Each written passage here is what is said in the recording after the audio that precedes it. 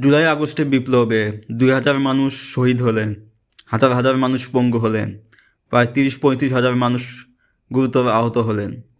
তারপর এসব নিয়ে আওয়ামী লীগের কঠোর সমর্থকদের ভিতরে কোনো অনুশোচনা বা অনুতাপ নেই কেন? কখনো কি চিন্তা করেছেন তাদের এই সাইকোপ্যাথ মেন্টালিটি কেমন হলো? তাদের এই সাইকোপ্যাথ মেন্টালিটি তৈরি হওয়ার পিছনে রয়েছে 1971 এবং 2007 সালের 1/11 ঘটনা। 1971 সালে পাকিস্তান আর্মি ইন্ডিয়ান আর্মির হাতে ক্ষমতা হস্তান্তর করে দিয়ে যায় এবং ইন্ডিয়ান আর্মি সেই ক্ষমতা হস্তান্তর করে আওয়ামী লীগের হাতে। আবার একইভাবে 2007 সালে 1/11 সময়ে ইন্ডিয়া এবং আমেরিকার যৌথ প্রযোজনায় ক্ষমতার নাটায় চলে যায় জেনারেল মঈনের হাতে, আর সেই জেনারেল মঈনের হাত ধরে ক্ষমতার নাটায় চলে আসে শেখ হাসিনা এবং আওয়ামী লীগের হাতে।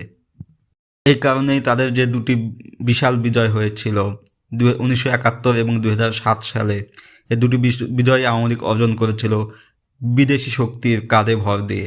এই কারণে বিদেশি শক্তির উপর তাদের প্রচণ্ড নির্ভরশীলতা এবং তাদের প্রচণ্ড অবিশ্বাস। তারা সবসময় ষড়যন্ত্র তত্ত্বে বিশ্বাস করে। 15ই আগস্টে আওয়ামী লীগের পতন এবং শেখ মুজিবের দুঃখজনকভাবে নিহত হওয়া তাদের কাছে সবসময় মনে হয় বিদেশি ষড়যন্ত্র। একইভাবে 5ই আগস্টে শেখ হাসিনার পলায়নকেও তাদের কাছে মনে হয় বিদেশি ষড়যন্ত্র। তাদের ভাবনায় কখনোই আসে না যে শেখ মুজিব বা শেখ হাসিনা কতটুকু অজনপ্রিয় হলে, কতটুকু জনধিকৃত হলে তাদেরকে এভাবে নিহত হতে হয় বা এভাবে দেশ ছেড়ে পালাতে হয়। আওয়ামী লীগের এই সাইকোপ্যাথ মেন্টালিটির কারণেই মানুষের লাশ তাদের মনে কোনো স্নেহ বা দেওয়া মায়ার উদ্বেগ ঘটায় না। মানুষের লাশ দেখলে তাদের মনের ভিতরে কান্না আসে না, মানুষের লাশ দেখলে তাদের ভিতরে দুঃখ আসে না। তারা সবসময় ষড়যন্ত্র তত্ত্বে বিশ্বাস করে।